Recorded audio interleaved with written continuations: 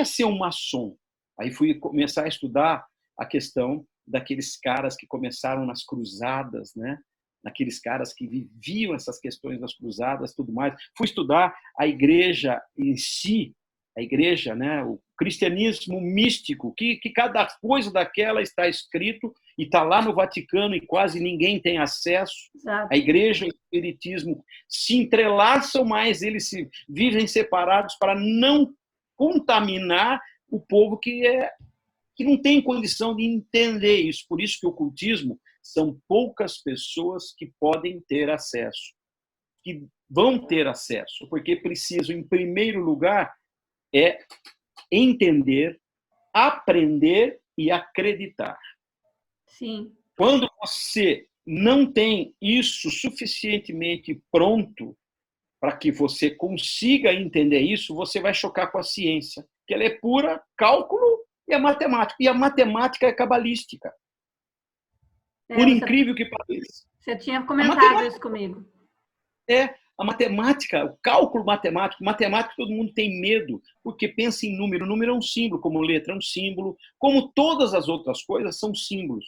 Certo. Se você olhar os vitrais das igrejas medievais que estão na Europa, você vai ver que a pura física quântica está nos desenhos dos vitrais das igrejas medievais lá na Europa. Visitei todas, um monte de igrejas, você vê o simbolismo disso está diretamente ligado à física quântica, está diretamente ligado ao universo. O universo é uma energia pura.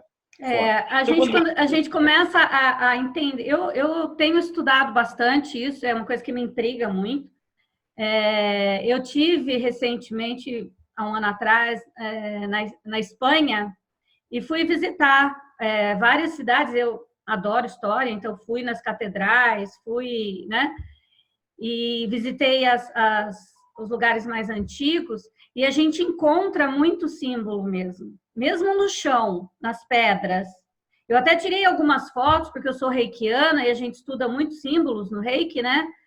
E eu vi uns símbolos que a gente tinha visto no reiki. E eu tirei foto para minha mestra, para a gente depois discutir e tudo mais.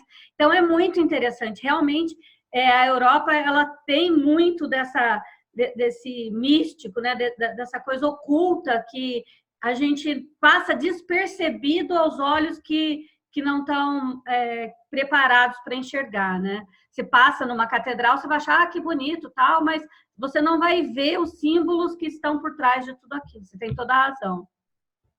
E aí, quando você começa a estudar, por exemplo, o cristianismo místico, né? Essa ideia que a gente está acostumado a ver na Bíblia, que conta, por exemplo, se você pegar a estrela de Belém, aquela estrela que os magos buscaram o menino Jesus. A história mostra uma coisa, que eles chegaram e ele estava na manjedoura, mas não é verdade. Eles já chegaram, Jesus Cristo já era maior, já era menino, já grande, não era um menino pequeno. E não é bem assim a história. E a estrela, ela tem, pela astrologia, uma simbologia. Então, quando você começa a estudar isso de verdade, você entende. Aí você começa a entender o seguinte: a história da humanidade através de uma criação que nós chamamos Deus, que é o Deus, é o Pai, Filho e Espírito Santo. Isso, em qualquer uma das religiões, mostra essa trindade. O número 3, ele é cabalístico. E aí você começa a estudar. Jesus Cristo era cabalístico. O Jesus Cristo era ocultista. E aí você começa a enxergar como é que ele escolheu 12 apóstolos. Caras que não tinham nada.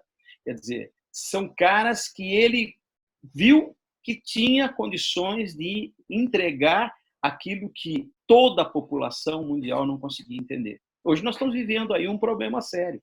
Para ver se renova a questão, porque o mundo estava indo por uma coisa tão materialista, vivendo materialismo muito forte, individualismo, e o mundo estava indo por uma questão de acabar o ser humano. E com essa quarentena fez com que todo mundo ficasse na tua casa, que recomeçasse os relacionamentos, uma série de coisas justamente num período chamado quaresmal. Quarentena, quaresma. Então, veja... verdade, a minha mãe comentou isso, que ela estava impressionada com isso. O universo conspirando.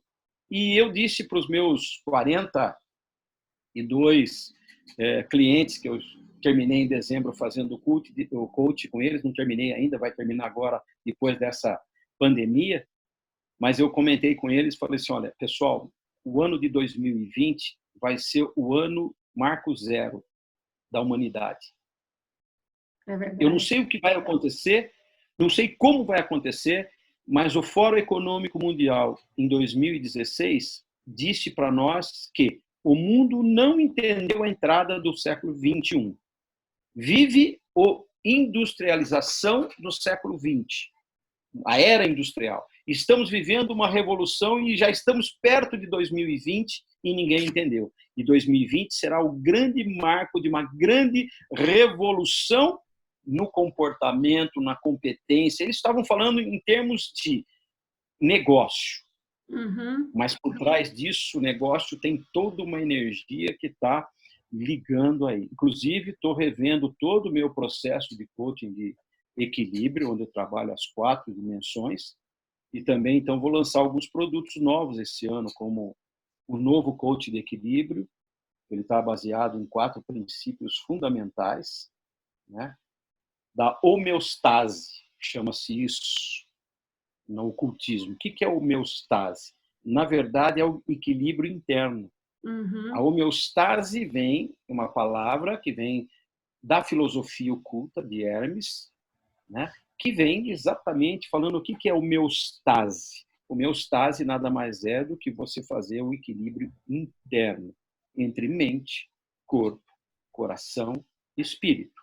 São 4 dimensões fundamentais que o ser humano ele trabalha. E isso está baseado em alguns princípios fundamentais. Por exemplo, a mente está baseado no princípio da evolução.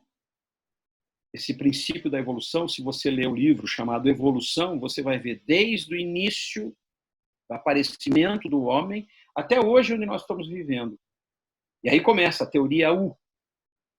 Otto Schammer escreveu a teoria U e agora escreveu o livro, há pouco tempo, 2 anos atrás, o livro chamado Liderança que Emerge no Futuro. É uma coisa assim. Então, ele tirou da teoria U, aplica isso no mundo da liderança hoje. E qual é o grande segredo de você ter uma equipe de alto desempenho? Quando você entende o ser humano como um ser total. Show. O ser total é equilibrar as 4 dimensões dele. As suas necessidades são as minhas necessidades, são as necessidades de todo mundo. Lógico que nós temos necessidades diferentes, mas nós temos a mesma essência de necessidades. Ou seja, o coração está ligado a relacionamento. Primeiro, qual o relacionamento comigo? Se eu não me conheço, como eu posso conhecer os outros? Como eu posso escutar os outros? Como eu posso comunicar os outros? Como eu posso dar feedback para os outros? Tudo mais. E aí eu venho nesse princípio da mente chamado evolução. Quando eu falo do corpo, que ele é fundamental, nós estamos percebendo isso agora, qual é a parte mais importante do físico do ser humano? Todo mundo está aí querendo ganhar dinheiro, e o que o dinheiro vale agora?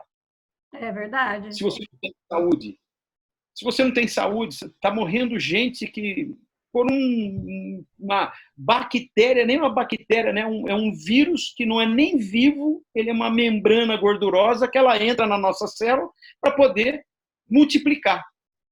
E olha, quanta coisa que a gente vai aprendendo com a vida, a biologia, e o corpo sem saúde, você não faz nada.